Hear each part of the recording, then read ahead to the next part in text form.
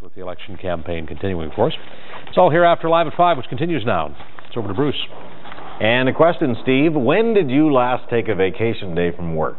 If it's been a while, you might want to think about booking one now after you're hearing what our next guest has to say.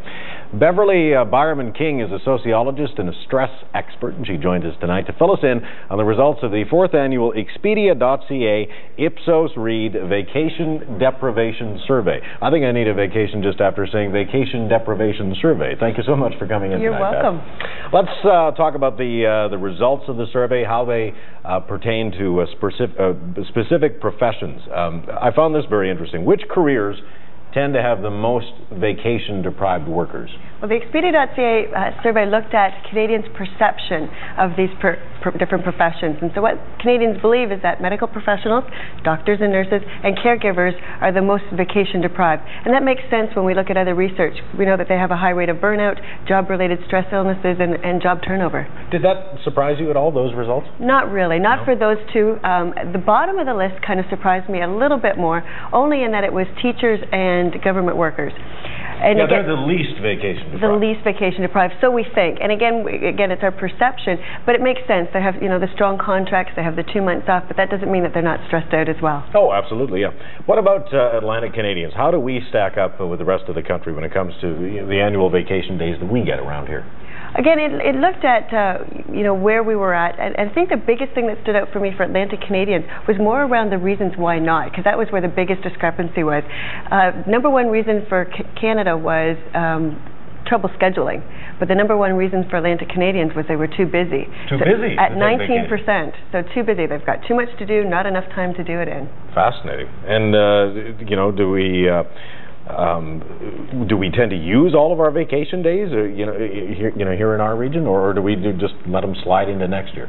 It's funny because we get 19 on average, we leave 2 on the table. We're still not good at taking them, no matter what part of the country we're from. But the biggest thing that I took from that survey was that 20% of us want more vacation time, and we're actually willing to give up some of our salary to get more of that vacation time. Isn't that fascinating? What happens to people who don't get enough vacation time? We know all kinds of things can happen when people don't get a break. Health issues, neck, back, shoulders. It taxes our immune system, so we get more flus, more colds. We're exhausted, but we still have trouble sleeping. We can't fall asleep. We can't stay asleep. And it impacts our relationships too. We tend to lose perspective when we're pushed like that, and we don't get away from it. So we become negative, we become pessimistic, we don't communicate in the same way, we might be short-tempered. And then at work, we lose our focus, we lose our concentration, we're not as productive, we're taking sick time. And so not only does the employee suffer, but so does the employer. But you've proven time off does make us feel better.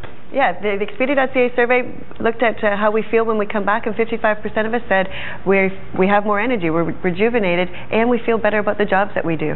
Does it matter what kind of vacation we take? Because you can take a vacation where you go and you lie on the beach, or you can take a vacation and you can go bungee jumping for 10 days. It really depends on the person. So if you haven't had any downtime, then going on a vacation in which you're running from place to place to place, you're not going to have that rejuvenated feeling.